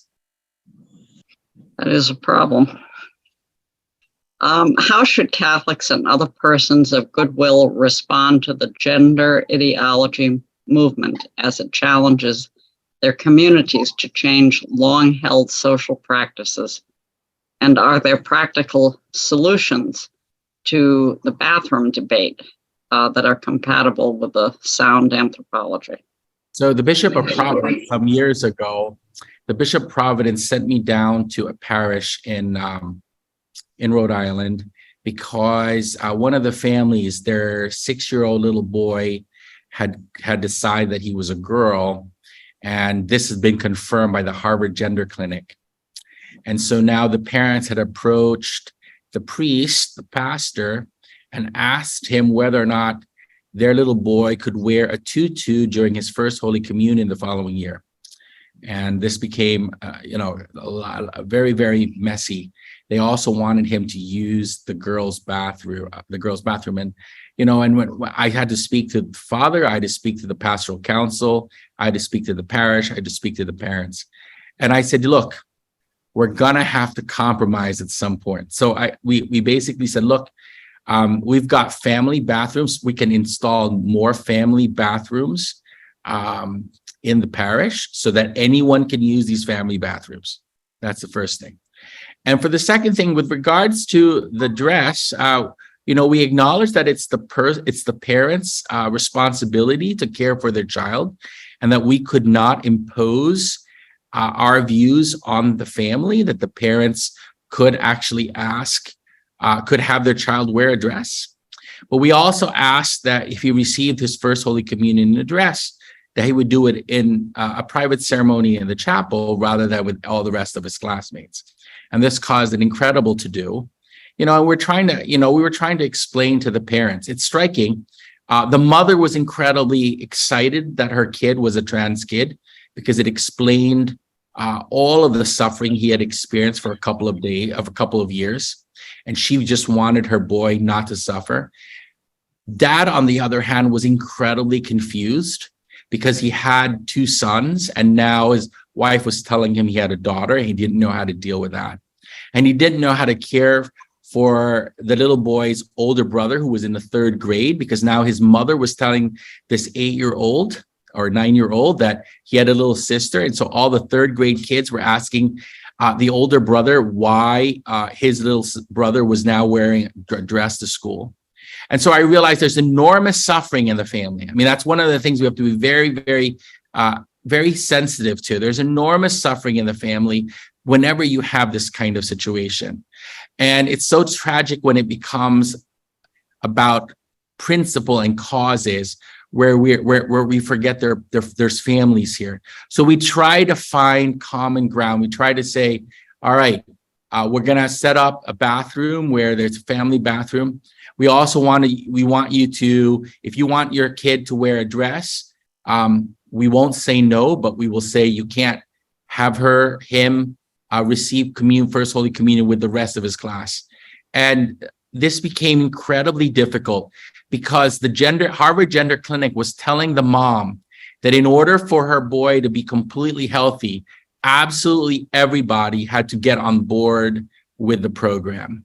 And that's where it becomes very difficult when there's an absolutism there where the middle ground simply is perceived to be endangering the lives of others.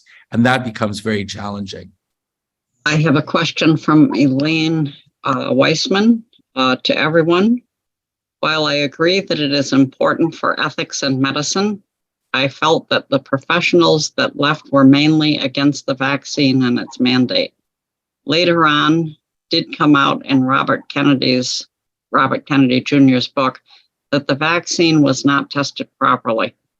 I read the book and it was tested based on 3 months' result, so it would look as worthwhile. Can I respond to the vaccine question? Sure. Elaine, so I was heavily involved in the pandemic management of my homeland. One of the things that's really striking is before we allowed the vaccines to enter the Philippines, we had to do an extensive study of them. It is actually not the time that we're looking at here. So it turns out that the reason why the mRNA vaccines went through so quickly is because there was so much money that was being thrown at the scientists. So I'm developing a vaccine right now in the Philippines for the poor. And what you discover is that when you have billions and billions of dollars, you really can do this test really quickly. You can actually do the tests in 1 month if you have trillions of dollars, because it's not the number of days, it's the number of volunteers. And for the mRNA vaccines, you had 40 to 50,000 volunteers. That's 3 or 4 times more than any other vaccine in history. So it's just that it was done so much quickly because there was so much money thrown around. So I just want to point out that, there was serious politics going on in the States, but in the Philippines, we had 100 million poor. And so we wanted to make sure those were safe. And we've not had the politics that the US has had over vaccines. Basically, whenever you went to get a vaccine, they played graduation music here because it was a common good effort. The advertising was there's only two shots you get to shoot the pandemic, and those are in your arm. And so millions of Filipinos waited a year while Americans were dilly-dallying on the vaccine program. We waited a year. So our vaccines were a year late because the United States were sitting on those vaccines. And I don't know if you realize that the United States had reserved 10 doses of vaccines for every American. So you only needed 2, but the US reserved 10 doses. So the Filipinos could not get any. And so we were waiting. And unfortunately, the Delta surge arrived and tens of thousands of Filipinos died because there were no vaccines accessible while they were sitting in CVS and Walgreens all over the United States. So I just wanted to give you an international perspective on the vaccines and what happened there. So if you're worried about the vaccines, I'd like to point out that again, putting aside all the politics, Robert Kennedy, both sides, you come out of the United States where people weren't really debating vaccines. We were just studying them. We were looking at the data. The data is actually, it's the best vaccine that's ever been tested in human history. And I can respond a little bit to the professionals leaving part. What didn't get a lot of play in the media, unfortunately, is there's a protocol that's always in place for people who cannot get vaccines due to various medical conditions that they may have that don't allow their immune systems to respond adequately to the vaccine, or that they are on some immunosuppressive drugs that they are taking that prevent a good response. Because of that, there are protocols in place in our hospitals and our clinics and all that. Someone just wears a mask, someone socially distanced, someone continually washes their hands. And so there were no professionals that were not given the option of saying that, all right, you can follow these other protocols. So I don't think anybody left just for that reason. Now, there were reasons in terms of saying, well, I don't want to get the vaccine and I don't want to have to follow those protocols because I have a normal immune system. I'll just get COVID, I'll recover, and then I'll be immune. Well, of course, we knew that wasn't going to work very well because of the new variants that kept developing, and they could evade the immune response from the first variant. So it was a more complex situation that then often got portrayed in the media, but there are always ways that we try to look to get around these sorts of problems because, again, that's what you confront in healthcare. And when you have people that have immune systems issues, you have to make sure that they can be part of the healthcare system too. And so those protocols were in place. Okay, also from Elaine to everyone, I watched constantly the discussions where President Trump and Fauci were discussing COVID. President Trump did defer to Fauci, but did not realize how slanted and away from the truth of COVID he was and the media. President Trump did not realize how Fauci had served only the Democrats primarily, like Hillary and Bill Clinton. President Trump did not want to shut down the economy and admitted he should have fired Fauci in the first few months. Fauci was a political operative and President Trump was not. Opinions? I'd like to respond to that outside of the country Sure. again. So it's good, important. I was helping to manage the pandemic here. I actually called for 2 of our lockdowns that had to lock down our capital of 27 million people for 2 months. One of the things I think people do not appreciate about all of this is that the science was changing every day. There was so much uncertainty. The decision making, I will never forget July 27, 2021, where I had a call for the lockdown for the 24 million. the weight of that is incredibly heavy. To know, because you have to keep in mind too, that our lockdowns are incredibly strict. You cannot leave your house. You cannot go for a walk. You cannot go anywhere. Why? Because all of our senior citizens live at home. We do not have nursing homes. And so in order to protect our grandparents, we had to prevent their children and their grandchildren from going out, getting sick, and bringing the virus home to kill them. Now, in addition, we had issues because only 44% of Filipino families own a refrigerator. So imagine going for a 2-month lockdown without a refrigerator, and talk about the struggles associated with that.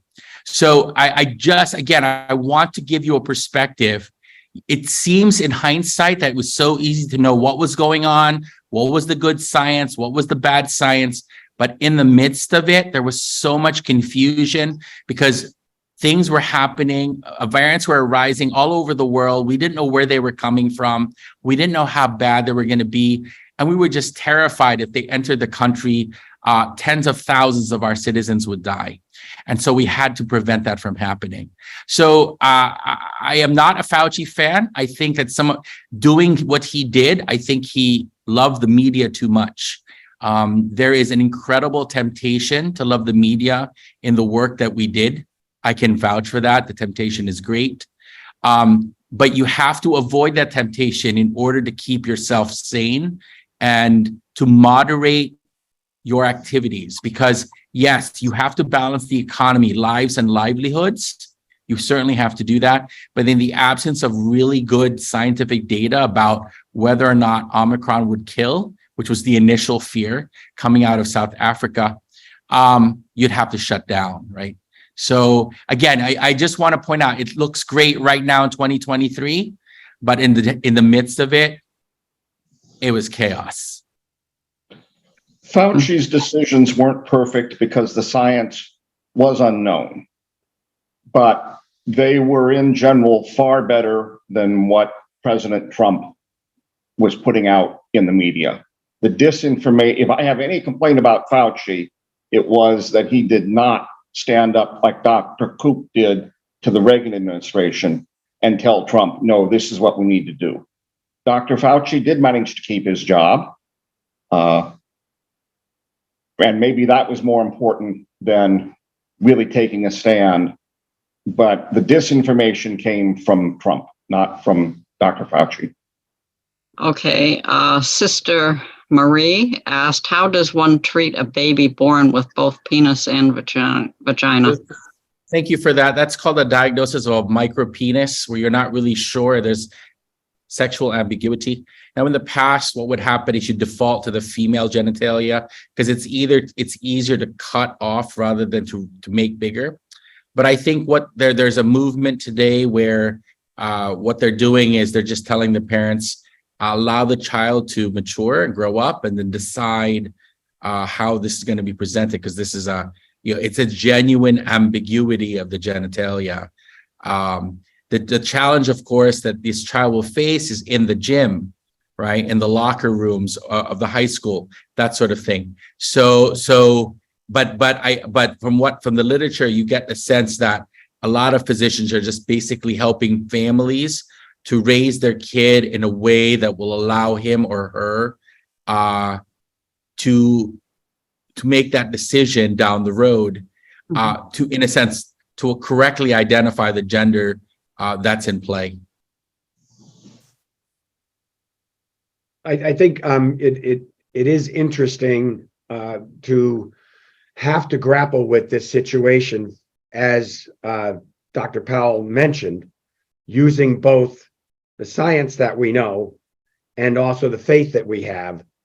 And people will often ask, well, how can this be? Because in Genesis, God created the male and female. And of course, God is very smart. If he didn't create the male and female, we wouldn't have had Cain and Abel, right? So you have to have male and female, and they have to be able to reproduce in order to have that next generation. The question then comes up is how many generations of human beings of our particular species were there before people with what they call ambiguous genitalia or any kind of sort of mixing of what would be traditionally considered male and female occurred. Well, again, if one looks at our relatives, the primates, right, those individuals also occur in their population at a pretty well defined rate. So one could pretty much guess how many generations there would have to be before people started to be born and somebody looked at that and said, I'm not sure what's going on here. So we've actually been dealing with this in human society for as long as human beings have been around. This is not something new. What's new is the way that it's become much, much more public, much more politicized, much more publicized, and has become, sadly, in one sense, a very contentious arena. I'm back with Father Nick on this. The idea is we really have to do a lot of pastoral outreach and care for people who are caught in these situations in a world where we haven't really done a very good job in being able to handle it yet, even from the medical side. And I just want to add, one of the challenges is that the debate today is completely divorced of biology, right? Yeah.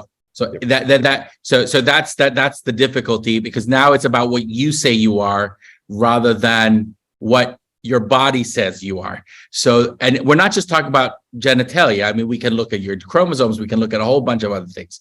So, and yet we know so little about this. And I think we just have to admit we know little, and we have a lot to discover.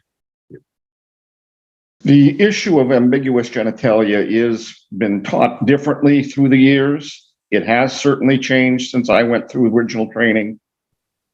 Out of thousands of babies I have examined, I've never run into a case where I had to deal with that.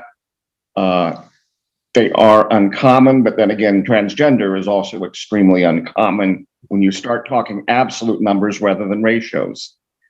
The key issue is that the science can advance, but the ethics has also advanced. And we as a society have become more open to the possibility that some people have ambiguous genitalia or are intersex.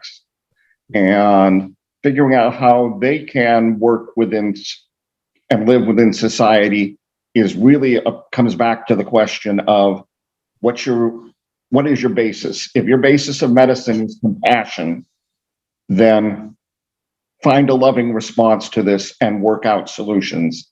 They will be as difficult, as Father Nick pointed out, of having a transsexual in a church for the first time. But that is what physicians should be trained to do. And that is what Father Kevin's approach at Creighton is trying to do, is provide us with physicians who can be more loving and not so caught up in society's political battles. Okay, from Deacon Jim, we have a question to everyone. How might a parent of a teenager who believes she is transgender respond to a doctor who treats gender dysphoria? A parent who has doubts about medical interventions when the doctor asks the parent, what would you rather have, a dead daughter or a live son? Thank you for that. That's a common argument, actually, and that's why I presented the hard numbers at the very end of my presentation. It's because the story you get is practically half of the population is killing themselves. And as people point out, we have to be very careful how we speak about suicidal ideation, because if we make that part of the transgender identity, then individuals who are tempted to see themselves as transgender will think that they must be suicidal in order to be truly transgender. And so this is the very difficult thing. So, first of all, change the doctor, right? One of the things, there are doctors out there who are more of watch and see, do no harm, who are aware of the disputes, the debates. They're aware that we can wait and see. I would say find those doctors, because the thing that I've noticed going through the scientific literature is that It's so polarized. It's so ideological that you can't get the conversation you need to get the data that you need in order to answer the question, right? Dr. Powell said we're looking for truth. Unfortunately, that's not what's happening right now. We're shutting everything down. So a doctor who uses that line on a parent is not someone who is open to discussion. And my suggestion is find another doctor, get a second opinion, not at a gender clinic, because that's where the source of their money is. You can't go to a place that's all tied up with money. The physicians who run gender clinics are well-meaning individuals, and they are seeing successes from their treatments, just like my Christian Science practitioner did. They will see these benefits.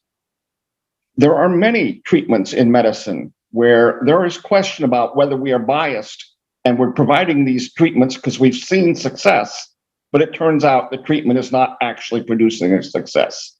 And I can name a couple, like high flow nasal cannula in my own profession of pediatric hospital medicine, where an entire issue was devoted of one of our main magazines, journals, to the topic of whether or not this new treatment, high flow nasal cannula for babies in respiratory distress, was truly effective or not. But at least we have a whole journal on it. And I have a personal response to it because that was one of my fields. I'm a chemical engineer. When it first came out and the manufacturers told me this is how it's working, I looked at that and went, no. Physiologically, what you're describing, salesman, is not possible. That doesn't change the fact whether or not it actually is helping or not. And I will say the last patient I ever treated before I retired was a baby who was in distress, and it wasn't my usual practice, but because I was going to be turning it over to an intensivist, we put the baby on high flow nasal cannula, and boy, that baby was much more comfortable. So it is easy in medicine to become biased. You can only deal with these biases by having open discussions and constant dedication as a scientist to finding the truth. And that's not what is happening currently in transgender medicine in the United States. And you're seeing that in other countries. I won't say that they're wrong. They may be actually helping a lot of people. I don't know. I don't have enough of that evidence. I agree with Father Nick. We're missing some of that evidence.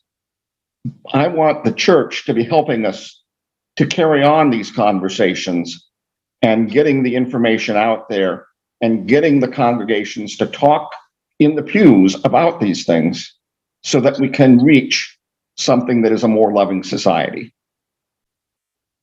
Okay, well, that was the last question. So this wraps up our Q&A period. I'd like to thank everyone for your participation in this webinar, especially given that we've gone over some moments due to the great questions that we received.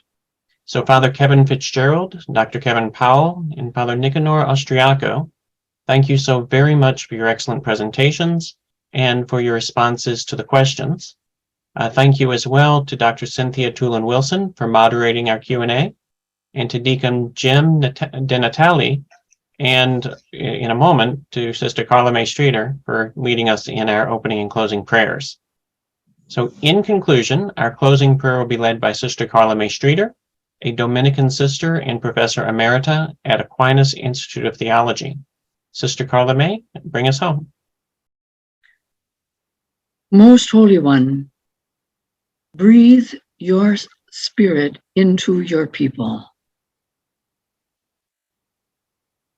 Give us a heart of love to be able to balance our many questions, tend to our many professions, listen to the truth as it is presented to us and needs to be evaluated. Sweet dove, Spirit of love, teach us the compassion we need and the disciplined intelligence we need Be the wind beneath our wings, that wind that marshals our little boats to do your will. Be the fire within us to cauterize from us duplicity, easy settlements on misinformation, and that corruption that can corrode our souls. Anoint us with that oil that makes our faces shine and makes it impossible for the evil one to get us in a grasp. Wash us with that water that springs up from us into eternal life, that refreshes us and makes us never quit in the pursuit for truth, that we get it right. Seal us and heal us by that blood which flowed from the side of our Savior, and that heals us from our despair, our lack of hope, our lack of trust that you are at the helm of our constant growth as a people. And finally, Spirit of intoxicating wine that fills us with that joy and that sweet frenzy of a charity by which we refuse, utterly refuse, to injure love as we carry on our journey. Come, Holy Spirit, fill us with your sweet breath. Help us to be a people after your own heart. Help us to be a people that gives you great joy. We ask all of this in Jesus' name. Amen. Amen.